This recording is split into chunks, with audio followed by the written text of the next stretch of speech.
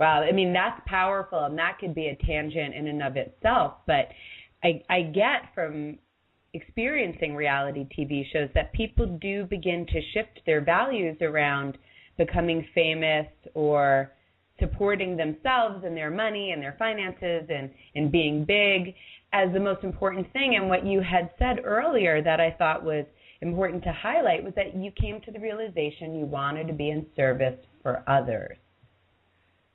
Yes, and that's an interesting thing to come to when you say, well, this is really what it's all about.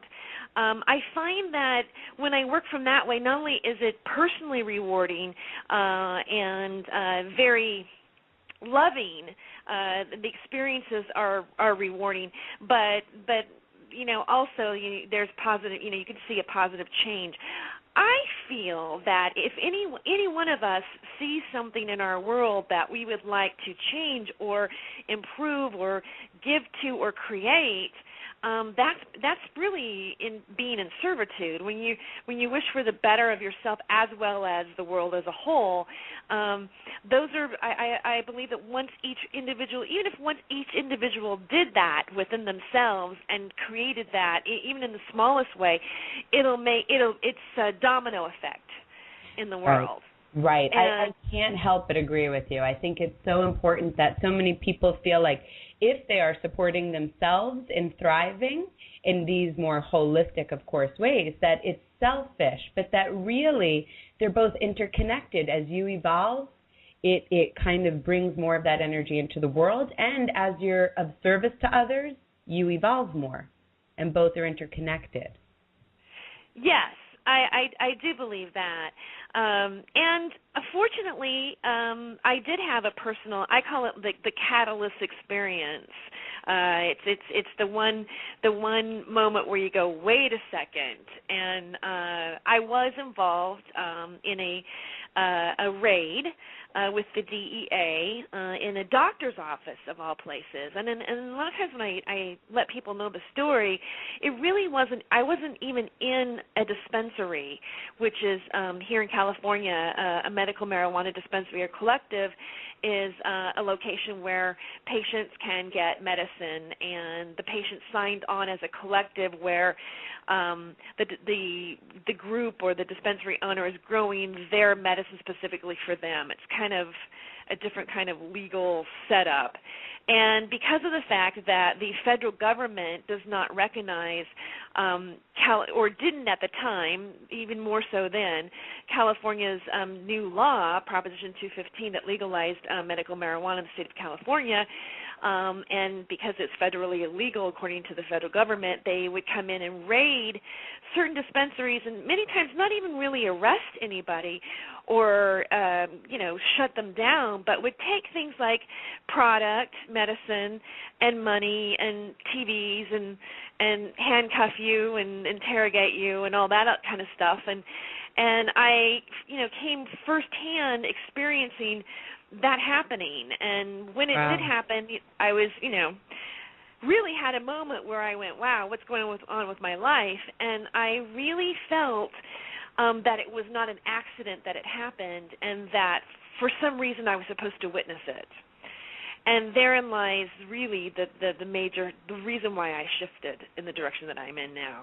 Yeah, it's so powerful. I mean, so many of the guests I have on the show describe this type of synchronicity.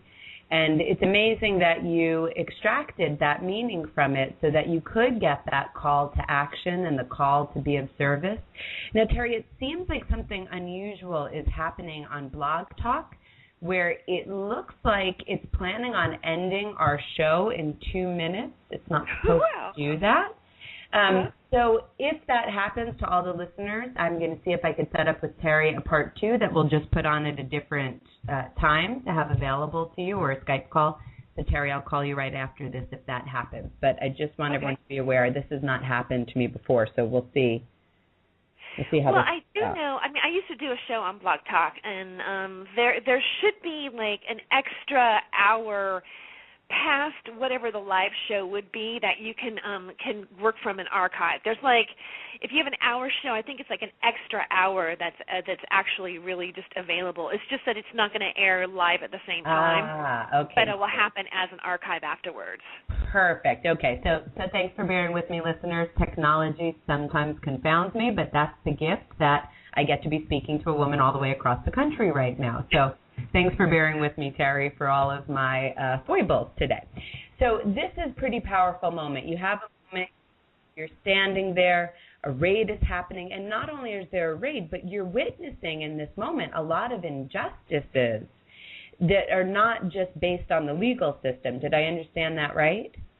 Yes. I found it to be very, unjust. And, I remember voting for medical marijuana to pass, and I was innocent.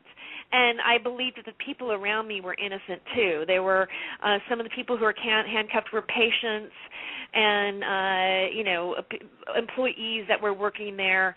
That I was with a man who worked for a doctor who does medical marijuana evaluations, and that's why I was there, because it's a strange story. It's kind of silly. I was on National Lampoon Radio, and I needed a ride. I didn't have a car at the time, and he gave me a ride, and we ran out of time, and I had to go to work with him.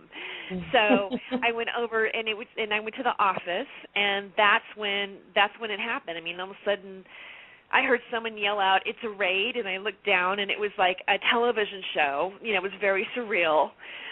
They were running up the stairs, and they had not just like, any gun is not nice, but they were the big machine, they were quite armed, and they just everybody from the dispensary ran into our room, and we were just down on our knees, locked down with our hands on our heads, and wow.